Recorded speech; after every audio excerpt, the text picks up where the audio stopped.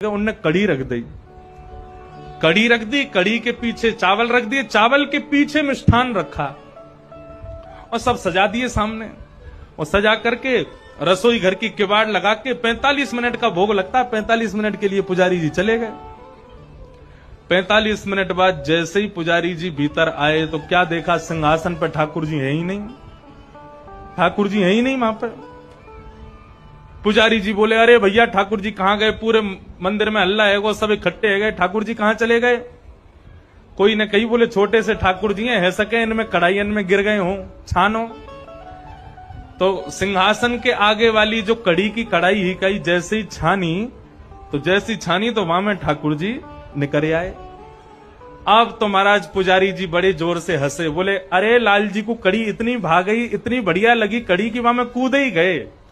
अब तो भैया रोज कड़ी बनेगी ठाकुर जी के काज। अब तो कोई भी उत्सव हो, कछु भी हो, रोज कड़ी बन रही है, रोज ठाकुर जी के आगे कड़ी रखी जावे। 10 दिन तक रोज कड़ी रखी तो 10वें दिन रात में सपने में पुजारी जी के सपने में ठाकुर जी आ गए और रोने लगे जोर जोर से। पुजारी जी बोले, ठाकुर जी रो काई को रहे हो? बोले मैं यहां मारे रो रहा हूं, तुम रोज कड़ी को भोग लगा रहे हो। बोले मैं तो यहां मारे लगा रहा हूं, बाद में आप कड़ी में कूद गए, इतनी बढ़िया लगी कि वहां में डूब ही गए, तो हमको लगी कड़ी ज्यादा पसंद आ गई है, तो रोज कड़ी को भोग लग रहा है। ठाकुर जी बोले, अरे मैं कड़ी खावे को ना कूदो, तो फिर काय को कूदे?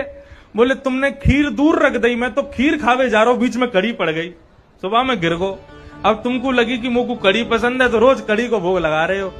भैया मैं तो खीर खावे जा रहा हूं। फिर पुजारी जी ने क्षमा मांगी, अरे हमसे अपराध है गयो। तब से फिर ठाकुर जी को मिठाई आगे रखी जाए, वाके पीछे नमकीन सामग्री रखी जाए। बंधुओं ऐसे